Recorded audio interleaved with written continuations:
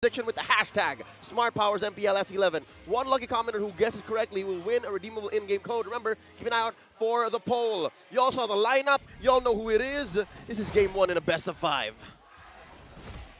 Let's go. Iradan and Carl TZ on camera on the first second. No aid though. But on the other side, Yawi on the getting ready for the orange possible GTO. Hold up. Hold up. That is GTO. Nope, he's just setting it up. They're just watching him. One thing I do note, Wolf, RSG taking a page out of Blacklist page. See that double XP start? Exactly. I kept talking about that the entirety of the upper bracket finals. There is something that Blacklist International have figured out, and something about picking up early experience for your mid laner. Oh. First skill onto Sanji with the aid of bouncing ball onto Yawi. Extort was too deep, having trouble rising up from the water. That's ironic. Kadira, too deep. Yeah. Mermaid. Get it? Oh, another jump in. Wolf, check it out. Did we not talk about this? Did we not say that the mid laner and the gold laner are going to pick up Purifies? Yeah, the Purify, of course, super duper important versus the Atlas. And not only that, you also have the Kedida. So this aquatic lineup from RSG, perfect for their H2s and their Aqua players, you know? Oh, yeah. This is their ode to their old players. But kidding aside, this is going to be very important. Like, having Purify available means that you can counter the Atlas. At the same time, if RSG forces that those Purifies on both Sanji and Benecutie, like, imagine if there will be a mid-game team fight, they force out those Purifies, wait for a little bit longer, then re-engage once again. That is how these two teams will operate. So, not until there is Purify available for Echo, RSG will just take it slowly. Speaking of being slowly, Irad trying to ion for a red tree battle, but now he secures the first turtle of the game. Now, one knocked up onto Sanford, onto 3. Who's going to be surviving this? It's going to be Irad taking that kill. Now, Echo just backing away, and the first casualty goes to RSG. Ain't that poetic justice? Wolf and I were just discussing the dynamics of the Purify, and suddenly it doesn't come into play at all. Not at all. We can see that RSG wanted to take advantage of this fast jungling Baxia. Fredrin already is a fast jungler, we know for sure, and a great way to secure those neutral objectives. But Irad has been showing off a lot of mechanics as of late, and he knows that he can take advantage of the shield unity coming out from the Baxia, which means that you can transfer from lane to lane faster than the Fredrin would have. And this means that Irad also has the license to go to the mid lane. Yo. Mid lane trying to be poked in. Carl TZ saying come here. Now Feather Airstrike trying to burst down one. Appraiser's Wrath won't be the answer, but now Fatalik Scats captured by Light onto the turret. Now Irad secures the kill. Another from Sanji trying to eye on Irad's death, but now Sanji still going to go away without wings by wings. 2 down from Echo. So we're starting to see the chinks in the chains of the armor of Echo. Yes, they do have the answer with the Purify, but when you make the Purify a non-factor, you can't even clap back. Exactly. I like the aggression, but of course, Light, man, this guy just knows the Atlas. Man, I don't want to repeat what I said earlier, but how come you wait for day number 4 to bring this up? Saving the best for last, maybe, for Mr. Dylan. Now Exhort low on mana. Now diving in with the ultimate, secures the kill for Benecutie. Not going to escape that. Then Airstrike will connect to Exhort. Yeah, with exchange. And Carl TZ up top takes down one, and that is Nats. That is why you ban out the Kedida from Exhort. That is why teams ban out this hero, because Exhort knows a lot of stuff about the Kedida. He can be very crafty. He waited for a different combo. Another hug from Yawi. Eman is lowing. No. Going low on health. Sanji secures that one. Light. Yep. Annihilate won't be the answer, but now Echo setting up for this one. Will Irad secure this retribution? Steal again. 2 on 2. Who's going to take it? Will it be? It's Carl TZ! Secures the turtle this time around. They're still going? They're going. Nats and Irad not letting this go. Sanford on half HP. Carl TZ still sustaining the fight. Nats going in low. Sanji to the rescue! And that is the Feather Airstrike not making the cut. But Sanford as well secures that one for Nats. Sanji just looking in for information. That's Echo backing out from that skirmish. That's got to be one of the longest early game team fights I've seen in a while. Just chunky bruisers in the top lane post-turtle fight. Big props to our production for queuing in the sound cue for the Appraiser's Wrath. Yep.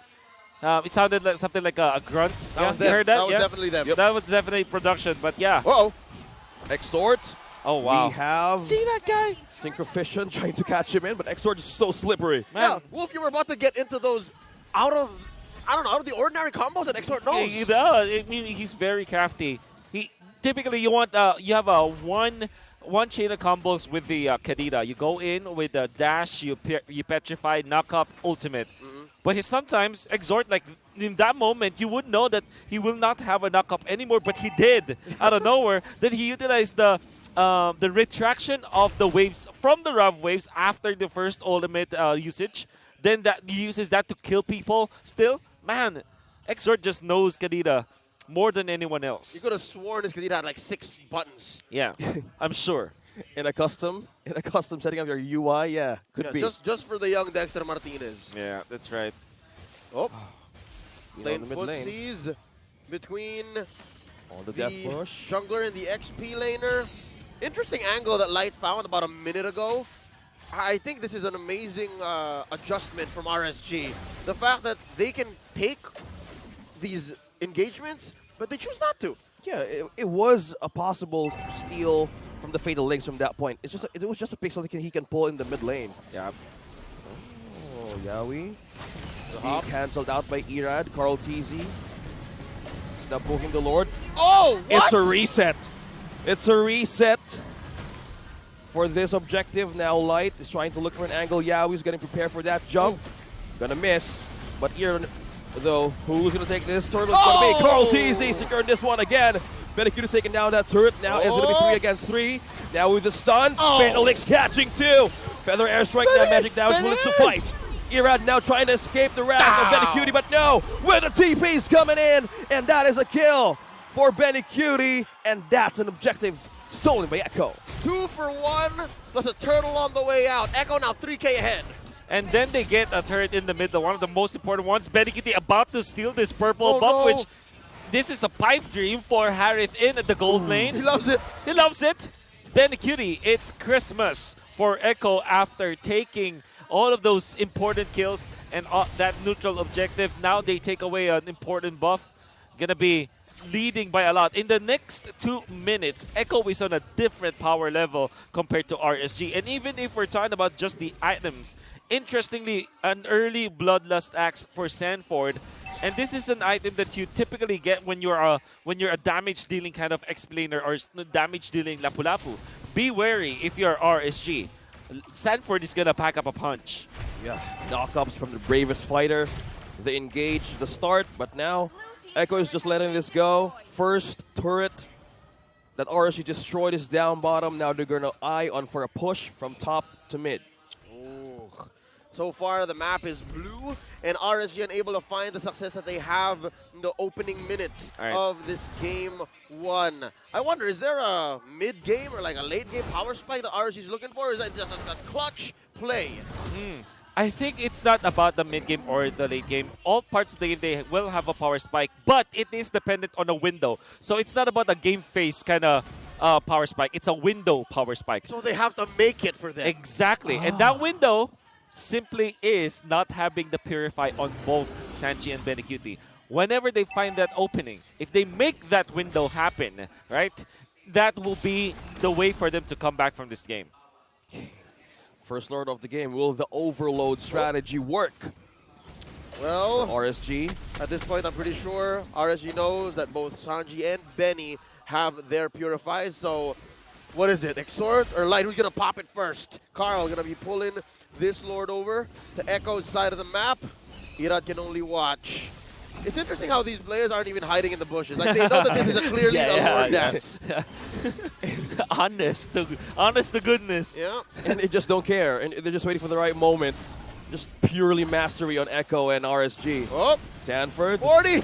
Who's going to make it? Who's going to take it? Feather Airstrike being used. Benikuta takes down Exort. Now Carl TZ secures the first Lord. Now Eman is on a run. Sanford trying to back out too, but Benikita takes two. Oh! That slide falling down. Sanford makes another one. Eman is falling and just fall down. It's Echo, no casualty at all. Mr. Vinuya introduced the tip of his blade to the members of RSG. We were talking about how painful it could be to face up against the Lapu-Lapu with this itemization, and you saw how strong he was against RSG. And unfortunately, we were just talking about the fact that RSG needs to find a window when all of the doors are open. My goodness, this honest-to-goodness approach of RSG will never work. They have to be sneaky. And it's not a single Purify used up, and that's exactly why. The honest approach so far not working. You have to be, well, you have to be cheeky about it. Yeah. You need to be sneaky and spooky how Light does it with the Lolita, but now knock up onto one. Now another one. Bites it for the fatal legs, but won't make it. But now Eman secures one kill. That's Yao, but Benikudi secures the third. Now falling down for Appraiser's Wrath. Benikudi makes another mega kill. And now they're eyeing for the base. That takes down Sanford. But on the other hand, Echo is trying to get back. Going for the front line. Era trying to hold him and box him out, but you're not letting go. Zaman Force. Panic at a disco. It's Benikudi securing that one. Exort won't be enough to hold the line, but that's again making it a double. Bodies everywhere. Eman and Light is the last one here to hold. Man, in the first time that they met, Echo always banned out the Yu Zhong. Or was it RSG that always banned out the Yu Zhong? But one thing I want to say, Yu Zhong is a point of contention between these two teams. But now they have an answer. A non-marksman gold laner, which in this case is a Harith. And there is one nifty thing about the Harith, apart from having access to the Purify, he's got a passive, by the way. That's right. That reduces all of those crowd controls. Homie's got a little tough boots on him all the time. Exactly. And you don't need a tough boots. And you saw how impactful that was. You cannot chain the combo of the Yu Zhong because it is very time dependent. Yep. You have a specific timing. The amount of CC that you have from Petrify into the knock-up from the Yu Zhong is actually timed perfectly. Having tough boots or having a passive tough boots will mean that you will not have the combo. What's the best case scenario, right? You get your combo in as a Yu Zhong, somebody's out for 3 or 4 seconds. Yeah. Against Harith, you're getting 3 at best, given his Exactly. passive. So this is throwing off RSG's approach. It is. And that's what's put Echo here, almost 9K ahead. 12 minutes, 30 seconds in. Yeah. Where's the window now if you want to make it that window of the power spike window that we were talking about earlier? At this point, it's in the attic. RSG have to climb up, and there I are no agree. stairs. Echo have closed them down. They have to come out through the back door, climb up through the window, through the trellis. Exactly. And then even, I don't think they even can contest. The house that Echo built It's the House of Highlights. It's the House of Highlights for sure. And that House of Highlights, it's an impossible architectural design. Right, that's right. The architects, Tic Tac and Fred. Yeah, exactly.